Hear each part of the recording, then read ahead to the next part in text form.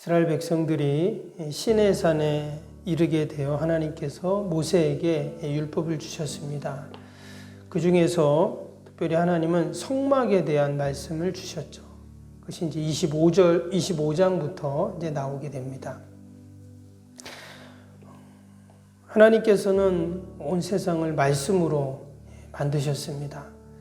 또 이스라엘 백성들이 출애굽하는 과정 속에서도 10가지의 기적을 하나님이 행하셨고, 또 홍해를 가르시고, 또 반석에서 물이 나오게 하시고, 또 쓴물을 단물로 바꾸시고, 뿐만 아니라 그들이 배고프다고 하면 하나님께서는 매일 아침마다 200만 명이나 되는 사람들이 먹을 수 있는 만나 양식을 주셨습니다. 또 고기가 먹고 싶을 때는 하늘에서 메추라기가 떨어지는 이러한 놀라운 기적들을 행하셨습니다. 이처럼 하나님은 늘 말씀으로 하나님의 역사들을 이루시는데, 이 성막의 말씀을 보면 우리가 참으로 이해가 안 되는, 또 한편으로는 참으로 놀라운 그런 일이 뭐냐면, 지금 하나님이 거하실 처소 성막을 만드는데 이것은 하나님이 만들지 않고 지금 이스라엘 백성들에게 만들라고 그렇게 말씀하셨습니다. 온 우주 만물을 만드신 그 하나님이 조그마한 천막을 하나 만드는데 무슨 수고가 되겠습니까? 그런데 희한하게 이것은 처음부터 마지막까지 하나님께서 이스라엘 백성들에게 만들어라 이렇게 말씀을 하셨습니다. 특별히 25장 2절에 보면 그 성막을 만들 때 들어가는 재료들을 말씀하시면서 이스라엘 백성들에게 그것은 예물로 가져와라 이렇게 또 말씀합니다. 우리가 결혼할 때나 또는 뜻깊은 행사를 할 때 예물을 준비하죠. 그 예물 속에는 우리의 마음과 정성과 사랑이 담기기 마련입니다. 그래서 하나님께서 하나님이 거하실 처소인 성막을 이제 만들라고 하시면서 처음부터 마지막까지 이처럼 하나님께 가져왔던 그 예물로 만들게 하셨다라는 것입니다. 그러면서 조건이 있었죠. 그 예물을 가져올 때 기쁜 마음으로 가져와라 또 이렇게 말씀하시고, 또 하나님이 보여주시는 설계도대로 만들어라 이렇게 말씀을 하셨습니다. 그렇게 해서 성막이 만들어지면 그곳에서 나를 만나게 되고, 또 하나님이 은혜를 주시고 축복해 주시겠다 이렇게 약속을 해 주셨죠. 그럼 동일하게 우리가 이 땅에 살아가면서 우리가 지어야 할 성막도 마찬가지입니다. 하나님이 말씀하신 대로, 하나님이 보여주신 대로 우리가 그 성막을 지어가고, 또한 기쁜 마음, 자원하는 마음으로 우리가 교회를 섬기고 또 하나님 나라를 세워갈 때 분명 하나님이 예비하신 그 은혜와 복을 우리에게 허락하실 줄로 믿습니다. 그래서 25장부터 그 성막에 대한 말씀들이 쭉 나옵니다. 그래서 25장에서는 법궤에 대한 그런 말씀이 나왔죠. 그리고 또 진설병, 등대 기구 쭉 나오고, 어제 26장에서는 성막의 덮개가 나왔습니다.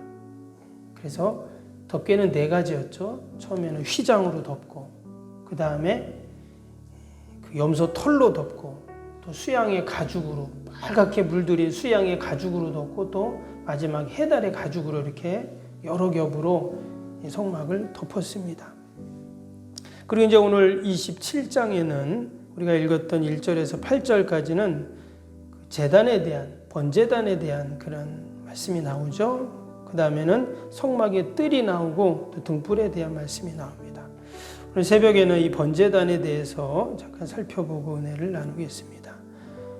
1절, 2절을 다시 한번 볼까요? 1절, 2절 말씀 보면, 너는 조각목으로 길이가 5규빗, 너비가 5규빗의 제단을 만들되 네모 반듯하게 하며 높이는 3규빗으로 하고, 그 네 모퉁이 위에 뿔을 만들되 그 뿔이 그것에 이어지게 하고 그 제단을 롯으로 싸고. 여기 보면 번제단의 크기에 대해서 먼저 말씀을 했는데 5규빗이라고 하면 2.5m 정도 됩니다. 그러니까 가로 세로가 2.5m 되는 정사각형의 높이는 1.5m 되는 나무 상자를 만들어라, 이렇게 이 말씀을 하셨습니다. 그러면서 2절에 보니까 끝에 뭐라고 했어요? 그 제단을 노스로 쌓아, 이렇게 나왔죠. 쇠로 그 위에를 다 덮어라 하는 것이죠. 당연히 번제단이니까 거기 위에 짐승을 태우는, 그러면 나무면 다 같이 타버리잖아요. 그러니까 그 겉은 노스로, 쇠로 다 그렇게 쌓아라, 이렇게 말씀을 하신 거죠. 근데 여기에 놀라운 하나님의 은혜와 사랑이 담겨 있습니다. 그냥 짐승을 태우는 제단 같은데 그냥 나무 상자 위에 금으로, 쇠로 둘러싸인 그냥 하나의 상자일 뿐인데 이 안에 하나님의 사랑이 있습니다. 여러분, 죄로 말미암아 죽을 수밖에 없는 우리들이 마치 조각목에 노스로, 쇠로 덮었듯이 늘 하나님은 우리를 은혜로 덮어주십니다. 우리가 주님의 보혈로 또 의의 옷으로 우리를 하나님이 덮어주셨기에 여러분, 우리가 이처럼 살아가는 줄로 믿습니다. 마치 우리는 조각목과 같은, 조각목은 아카시아 나무라고 했죠. 특별한 나무도 아닙니다. 그런데 그 조각목 위에 희생제물을 놓고 태우면 죽을 수밖에 없는, 그 죄로 말미암아 죽을 수밖에 없는 자들이 살아난다는 거예요. 하나님이 우리에게도 이러한 은혜와 복을 날마다 베풀어 주시는데, 그런데 마치 그 조각목 위에 쇠로 것을 다 덮었듯이 주님이 우리의 모든 죄를 덮어주시고 희생하여 주셔서 우리가 이처럼 늘 은혜 가운데 살아가게 되는 줄로 믿습니다. 우리가 번제단을 생각하면 거기에 희생 제물을 가져와서 태우는데, 여러분, 동물을 가지고 와서, 그것도 흠없는 동물을 키워서 그것을 번제단까지 가져와서, 말 그대로 번제는 그 껍질을 벗겨서 내장을 다 빼고 피도 다 빼서 각을 떠서 태우는 그런 제사인데 얼마나 번거롭습니까? 그리고 번제는 그것을 태울 때 완전히 뼈까지 다 태워가지고 다 그것이 하나도 없이 제로 남을 때까지 다 태우는 건데, 여러분, 동물을 한번, 소를 한번 태운다고 생각해 보세요. 얼마나 시간이 많이 걸리겠어요? 그런데 그렇게 지금 제사를 드려라, 이렇게 지금 말씀을 하고 있습니다. 근데 그 대속의 제사가 인간의 죄를 용서받을 수 있는 방법이라고 이렇게 말씀을 해 주신 거죠. 여러분, 번제단 위에서 나의 죄를 다 전가시킨 그 짐승이 죽는 모습을 볼 때 그 사람의 마음이 어떨까요? 한편으로는 가슴을 치면서 통회할 것입니다. 내가 그 짐승을 키워가지고 지금 가져왔는데 나 대신 그 짐승이 몇 시간째 불에 타서 죽는 모습을 보면서, 내가 저렇게 죽어야 되는데, 내가 죽어야 되는데, 아마 그러한 마음으로 그 모습을 보고 있었을 것이고, 또 다른 한편으로는 마치 그 짐승이 다 타서 없어질 때 내 죄도 다 타서 없어지는 그 모습을 보면서 또 감사했을 것입니다. 이것이 바로 번제단에서 하나님이 우리에게 주시는 은혜의 방편이고 모습이죠. 우리가 이 새벽에도 주님 전에 나왔는데, 여러분, 이 자리가 바로 번제단입니다.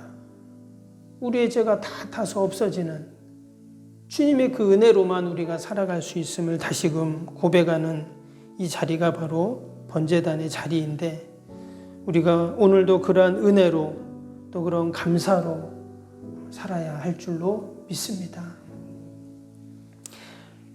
또 한 가지는 오늘 그 말씀에 보니까요, 그 번제단 끝에 강대 귀퉁이죠. 거기다가 뿔 모양을 만들어라, 이렇게 지금 나옵니다. 2절 다시 보면 내 모퉁이 위에 뿔을 만들되, 이렇게 지금 되어 있습니다.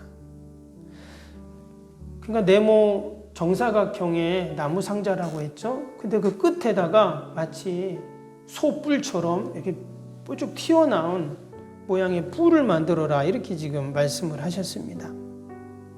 이 뿔이라는 단어가 히브리어로 케렌이라는 단어인데요. 그 뜻이 광채라는 뜻입니다.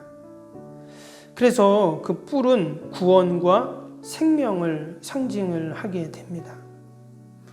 그냥 뿔은 뿔인데 이렇게 생각할 수 있는데 여러분 우리가 보면 그 사슴 같은 것도 뿔이 어때요? 거기에 영양분이 많잖아요. 그렇죠? 그래서 녹용 같은 것도 우리가 먹고 하는데 뿔은 그것을 상징합니다. 생명을 상징하고 또 구원을 이제 성경에 나오는 뿔은 구원을 상징을 하는데 열왕기상 1장에 보면 그 다윗 아들이죠. 아도니아가 반역을 합니다. 원래 솔로몬이 왕이 되어야 되는데 자기가 왕이 되겠다고 형이니까 그렇게 이제 반역을 일으켰을 때 그게 실패로 돌아가자 그가 어디로 뛰어가냐면 성전으로 뛰어갑니다. 성전으로 뛰어가서 그 제단에 뿔을 잡죠. 근데 여러분 제단에 뿔을 잡는다는 것은 그 제단은 어떤 제단이에요? 희생제물을 태우는 뜨거운 제단입니다. 때문에 그 뿔을 잡으면 손이 디게 되어 있어요. 그런데도 그 뿔을 잡습니다. 왜냐? 그래야 살기 때문에. 그래서 그 뿔을 잡는 자는 어떻게 되냐면 그 제사를 재판을 하기 전까지 그리고 또 그 뿔을 잡고 있는 사람은 죽이지 말라는 하나님의 율법대로 그 뿔을 잡게 되죠. 그래서 결국 생명을 부지하는 그 이제 내용이 나오게 되는데 그래서 이 제단의 뿔은 생명과 구원을 상징을 하게 됩니다. 그리고 이것이 신약에서는 예수님을 상징하는 것이죠. 그 번제단 희생제물이 타는 그 냄새나는 그 자리, 사람의 죄가 다 전가되어서 활활 타는 그 현장에 마치 그 뿔은 거룩한 그러한 위치가 됩니다. 그래서 그 뿔이 바로 구원을 상징하게 되는데 그 번제단에서 그 고기 타는 냄새와 그 피를 뿌려서 피비린내가 진동하는 그 번제단의 현장에 그 뿔은 구원과 생명을 상징하면서 그 고기 타는 냄새가 도리어 우리를 구원하기 위해 죄가 타는 냄새가 되고 또 우리의 생명을 연장시키는 생명의 피가 되는 그러한 현장이 바로 제단의 뿔이거든요. 그럼 오늘도 우리가 무엇을 잡아야 할까요? 마치 그 죄인들이 번제단의 뿔을 잡았던 것처럼 우리는 예수 그리스도의 십자가를 붙잡아야 됩니다. 오늘도 내가 그냥 하루를 사는 것이 아니라 우리가 붙잡을 것은 주님의 십자가죠. 오늘도 우리는 주님을 꼭 붙잡고 오직 하나님의 말씀만을 꼭 붙잡고 살아야 할 줄로 믿습니다. 세상 사람들은 뭘 붙잡습니까? 나를 행복하게 해주고 나를 편하게 해주고 나의 노후를 안정시켜주고 또 나를 복되게 할 것 같은 통장을 붙잡고 돈을 붙잡잖아요. 세상에 그 조금 나를 알아줄 것 같은 지위와 명예를 붙잡고 어떤 사람은 자식 붙잡고 사는 사람도 있습니다. 자식이 나를 좀 어떻게 이제 도와주겠지. 그러나 하나님이 우리를 붙잡아 주시고 또 내가 주님의 십자가를 붙잡을 때 여러분 거기에 진정한 구원과 생명의 역사가 있는 줄로 믿습니다. 오늘도 우리가 약속의 말씀 꼭 붙잡고 내가 늘 주님의 제단 앞에 나와 나의 죄가 깨끗하게 사해지고 또한 우리가 그 하나님의 은혜 가운데 산다는 것들을 기억하면서 우리가 오늘 하루도 하나님 영광 돌리는 저와 여러분이 될 수 있기를 바랍니다. 기도하겠습니다.